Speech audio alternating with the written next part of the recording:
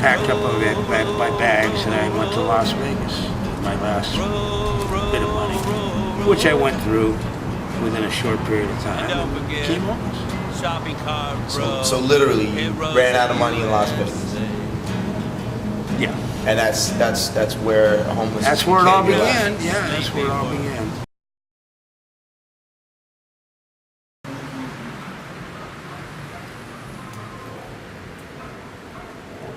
This is a friend of mine, Kevin, who I just met recently. I've seen him in the area for a while.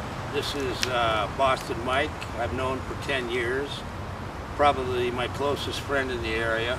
I was in prison for 20 years. Wow. So, whenever I was out on the street, I was always homeless, running around, running amok. And then I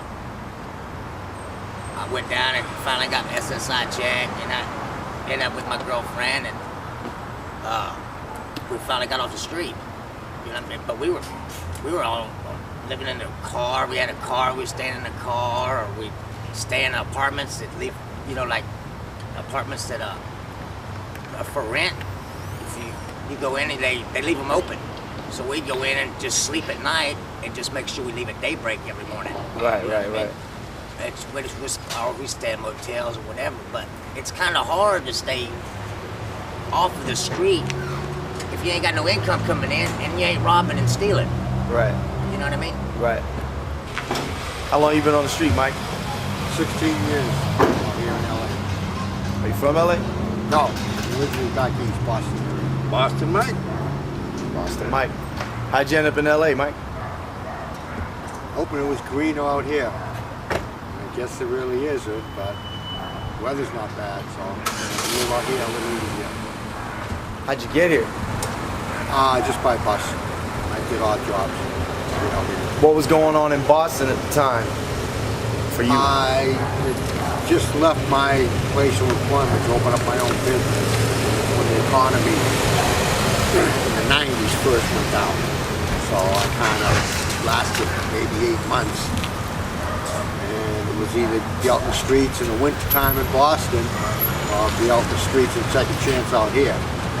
Which basically the winter out here seems to be the summer. Basically, for me anyway. What separates the homeless people that beg from the homeless people that don't?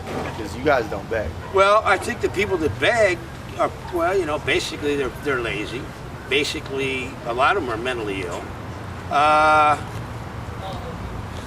Sometimes, you know, it's easier just to beg than try to figure things out. And, you know, I'm not an advocate of anybody who holds signs. I think that's crap, man. I think that's bullshit. You know, I believe that you try to make an effort somehow, like Mike, he cans.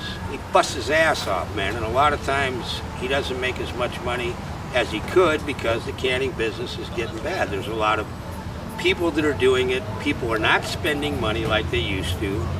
So his recyclable business has gone down. Mike does not get general relief because he will not take from the government.